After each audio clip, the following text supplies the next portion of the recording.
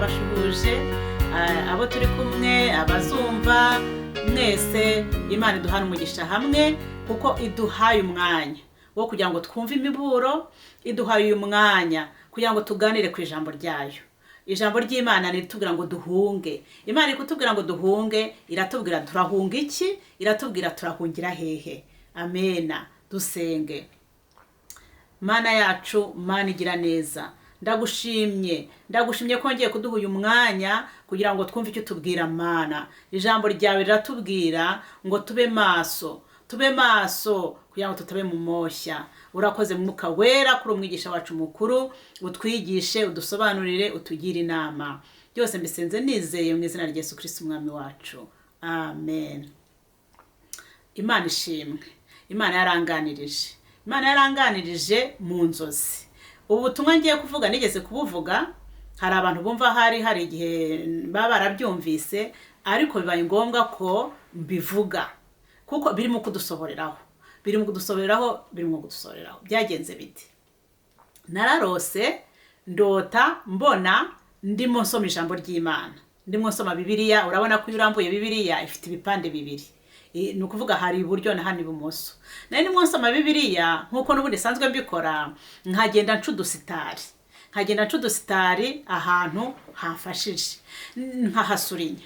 Noneho rero igipande kimwe nakoresheje ikaramu isanzwe, ngenda ncudusitari n'ikaramu isanzwe. Noneho ku kindi gipande ni ukuvuga ngo nimba ibumoso narakoresheje ikaramu isanzwe ncudusitari nsurinya, noneho ku kiburyo nakoresheje marikeri, zira karamu zifite umuti mwinshi twita ngo ni za marikeri, niyo nakoresheje. Naho ngenda nsurinya. Noneho ngiye mbona haje abantu babiri bambaye imyenda y'umweru. Ngira ngo ni abantu b'Imana, mbibeshyaho ngira ngo ni abantu b'Imana bagiye kuza tugafatanya ijambo ry'Imana, bagiye kuza tugafatanya guhugurana, ariko nabibeshyeho kuko nasobanuriwe yuko abo bantu babiri, umwe ni umuhanuzi w'ibinyoma, undi ni umwigisha w'ibinyoma. Kandi koko yahise anampanurira, mpita mbibona koko ko ari umuhanuzi w'ibinyoma. Yarampanuriye, mpita menya ko ibyo ampanuriye atari byo. Ndanamubwira ariko ibyo uvuze ntabwo ariko bimeze. Yaranyihore, ntacyo yongeyeho. Ubwo ngubwo icyakurikiyeho nanone nuko wa muhanuzi w'ibinyoma yahise afata ikaramu nka yayindi nakoresheje, yari ayifite nawe nka yayindi nakoresheje, afata ikaramu isanzwe nka yayindi nakoresheje, araza ajya hahandi nasurinye nagiye ncudusitari, nawe ngira ngo agiye kunyereka ko ibyo nakoze ari byiza, ko rwose nabwo bimufashije. Ariko yaraje afata ikaramu agenda ashyiramo za zigizage nyinshi, acamwe imisitari ariko ya za zigizage, mbese inyuranamo hirya no hino, ku buryo abisiribanze ntari gushobora kongera gusoma aho hantu nari nasomye. Noneho wamwigisha w'ibinyoma nawe rero, nawe yari afite ya karamu nakoresheje ya marikeri iri akaramu ifite umuti mwinshi, nawe aza ahasurinya, ahasiribanga, ashyiramo umuti mwinshi cyane ku buryo ntari gushobora kongera gusoma izo nyuguti. Mbese yari barahasiribanze nyine, murumva. Noneho maze gukanguka navuze ibi ni ibiki? Ndabizi koko nabibwiwe ko umwe ni umuhanuzi w'ibinyoma, undi ni umwigisha w'ibinyoma. None se bishatse kuvuga iki?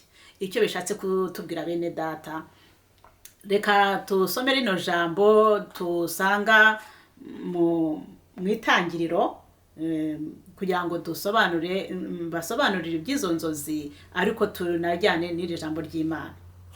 Mu itangiriro ibice 19 umurongo wa 17, ni ijambo ry'Imana ritubwira ibya Loti. Imana yaramuburiye ngo ahunge Sodomu ni Gomora. Abamarayika baramubwira bati hunga. Loti arazarira agenda, murabizi inkuru ko zari zimeze. Ariko igihe cyarageze, abamarayika baragenda baramuterura, bamuvanamo, bamutereka mu kibaya. Tubisome, aho niho ngiye guhera nsoma. Noneho ku murongo wa 17 haravuga ngo bamaze kubakuramo, umwe muri bo aravuga ati, hunga udapfa, nturebe inyuma kandi ntutinde, utararangiza iki kibaya. Hungira ku musozi utarimbuka. Amen. Ari ni ijambo ry'Imana. Imana ibaha umugisha kubwo abumvise ijambo ry'Imana. uyu ni Loti nabo bari bari kumwe nyine abamarayika bamaze kubakura hariya mu Sodomu n'i Gomora baragiye babashyira mu kibaya baravuga ati hunga udapfa irukanka ntutinde utarangije iki kibaya. Niryo jambo tugiye guheraho turivugaho. Ba bantu rero za nzozi uko nazirose ni ukuvuga ngo uyu muhanuzi w'ibinyoma n'uyu mwigisha w'ibinyoma baraje basiba bya bindi nari nasomye nari nabishyize mu mutima wanjye nabihaye agaciro. Ijambo ririsomye ukarisurinya ukaricaho agasitare ni ukuvuga ngo ryagufashije warihaye agaciro. Ni ukuvuga ngo ni ya myizerere shingiro warasomye ijambo ry'Imana cyangwa warabyigishijwe ubiha agaciro, ni rya jambo ryagukuye mu byaha, ni rya jambo wumva uzajya ugenderaho rizakugeza mu bwami bw'ijuru. Wa muhanuzi w'ibinyoma rero, wa mwigisha w'ibinyoma rero ni aje kugukuramo, ni aje gusiba. Kandi murabona byaradusohoreyeho turi mu kubibona. None se aho ritasohoye ni ryari? Watinyuka gutekereza ukumva yuko muri iki gihe turimo ukabona umwigisha, umupasiteri, umuhanuzi, umuvugabutumwa runaka araje arakubwira ati nta kibazo, uwo mwashakanye rwari urukweto wararwigeze wasanze rutakigukwira ubasha kubona urundi rwagukwira. Siko se babivuga? None se ntibabikora? Bagakora za divorce, bagatandukana, bakongera bagashaka abandi bagore cyangwa bakongera bagashaka abandi bagabo, kandi bakumva ko bakomeje kujya mu ijuru. Ariko mbere ntabwo twabyibazaga ko bishoboka, kuko muri uyu munsi uko bimeze ko ariko byashoboka. Abapasiteri baradivorce bagashaka abandi bagabo cyangwa bagashaka abandi bagore. Abakozi b'Imana bireze. None se watekereza ute ukuntu umuntu agira icyo apfa na mugenzi we akirukankira mu rukiko? Ntabwo mubibona ko biri kudusohoreraho? Umukirisito, umukozi w'Imana, abantu bagira icyo bapfa, aho barebye umunyabwenge uri muri bo nk'uko ijambo ry'Imana ritubwira, wari wararyumvise, wari wararibwiwe, wari warasomye muri Bibiliya se. Ariko muri iyi minsi inkiko uko ziburanisha abatizera niko ziburanisha n'abizera.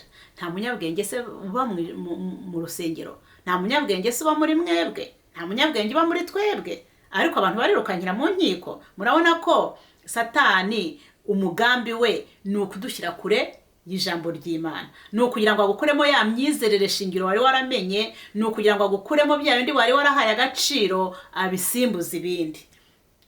Rya jambo wahaye agaciro, Dawidi yaravuze ngo nabitse ijambo ryawe mu mutima wanjye kugira ngo ntagucumuraho.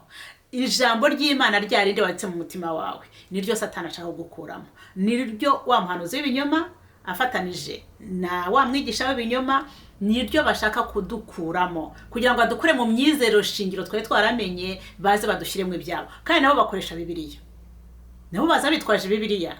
Nababwiye yuko babandi baje gusiba bya bindi nabo bari bafite ya karamu nakoresheje. Rya jambo wahaye agaciro bararizi, rya jambo wahaye imbaraga, ryari ryakubatuye, niryo ngiryo baza bashaka, niryo bashaka gukuramo rero. Imana tugirire neza. None se bene data, uyu muhanuzi naramubwiye nti ibyo umpanuriye ntabwo ari ukuri, ariko yaracecetse aranyihorera.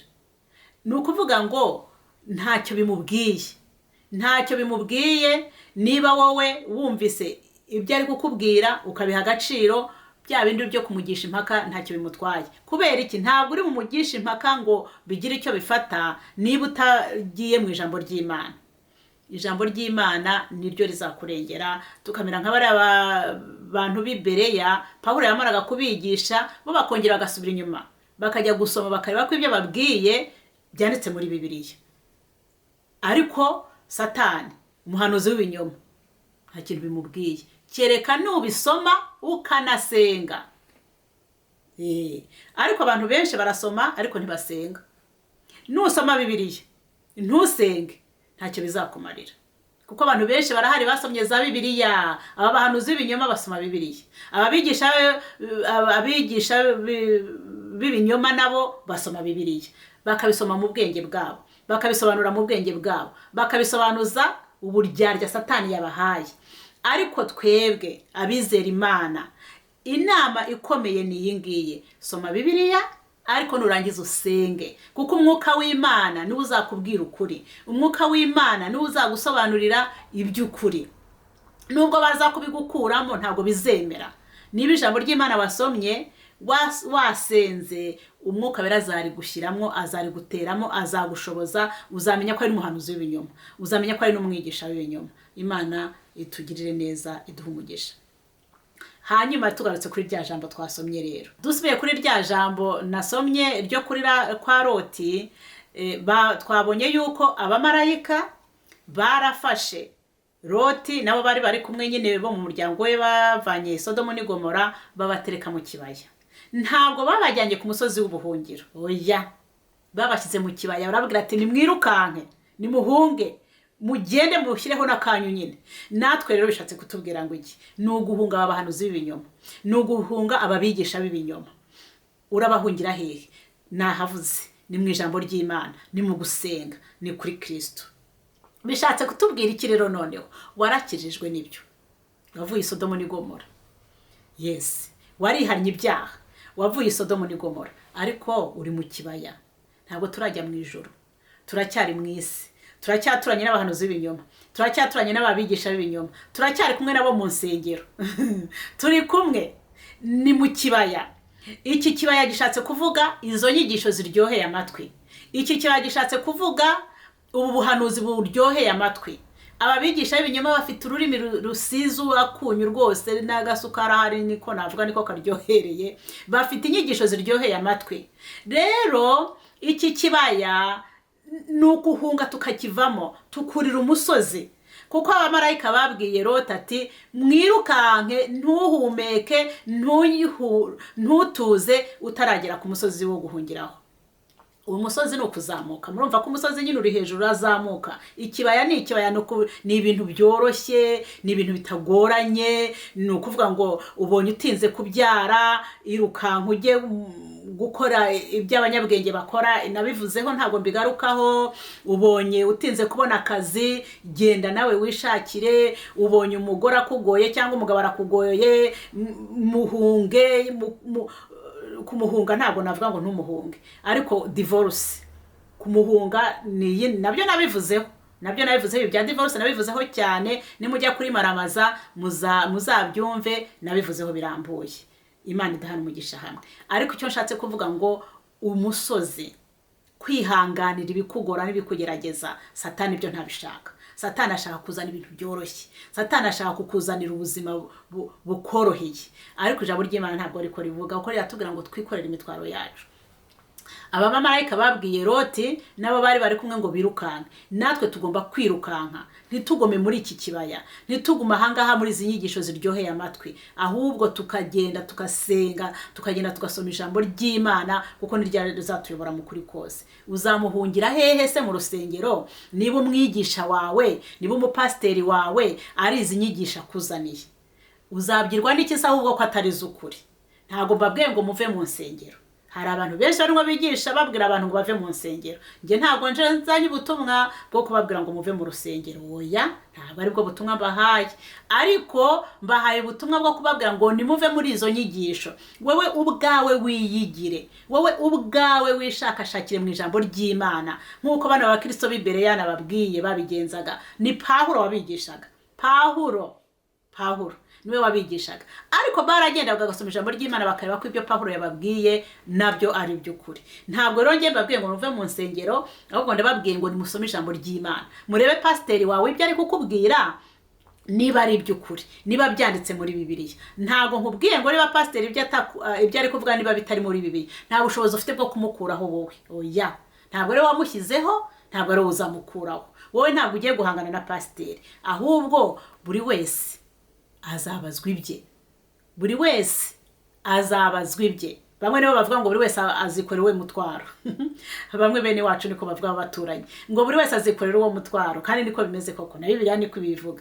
Rero wowe genda ujye mu ijambo ry'Imana, wisengere, umenye icyo ijambo ry'Imana rikubwira, uhungire ku musozi bene data. Amena. Dusenge. Mana yacu, Mana igira neza, ndagushimye ndagushimye ko nshoboje kuvuga Mana, ntabwo ari njyewe, ntacyo mfite cyakemeza abantu, ariko umwuka we wera niwe utwemeza iby'ibyaha kandi niwe utuyobora no mu kuri kose. Udufashe, udushoboze kugira ngo tugendere mu ijambo ryawe kandi tugume mu kuri, kuko niko tuzatubatura. Urakoze, nsenze nizeye, sengera buri wese wumvise kugira ngo umushoboze kandi umwereke icyo akwiye gukora, mu izina rya Yesu Kristo niho nsenze. Amen.